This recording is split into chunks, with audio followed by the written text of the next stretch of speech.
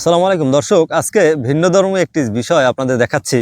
এই যে নালাটা বয়ে গেছে না, এই নালাটা এই এলাকার পানি নামতে নামতে এখান থেকে পানিটা বয়ে যায়, এই নদীতে চলে যায় পানিটা, এবং এখান থেকে নালা তৈরি হয়েছে। নালাটা আনুমানিক হবে 1 বিঘাতের মতো। কিন্তু কেন দেখাচ্ছি আপনাদের, আজকে আমরা যে বড় বড় খাল দেখতে পাই অথবা নদী দেখতে পাই, এই নদী খালের জন্মস্থান অথবা জন্মকাল হলো এটা, হতে পারে এটা আর কিছুদিন গেলে এটা আরো বড় হবে। 1 বিঘাতের জায়গায় 1 হাত হবে, 2 হাত হবে।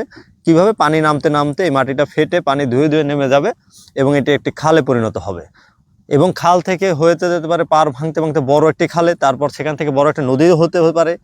এই সময়টা হতে পারে 1 থেকে 150 বছর সময়ও লাগতে পারে।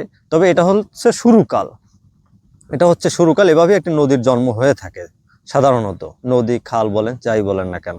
এবং পাশে বাধাই করা হয়েছে, বাঁধ দেওয়া হয়েছে, কিন্তু এখান থেকে এটা শুরু হবে, এই নদীর সাথে বয়ে গেছে। সুন্দর একটি দৃশ্য, সুন্দর একটি জানার বিষয়, আমার কাছে ভালো লেগেছে, তাই আপনাকে শেয়ার করলাম। ধন্যবাদ।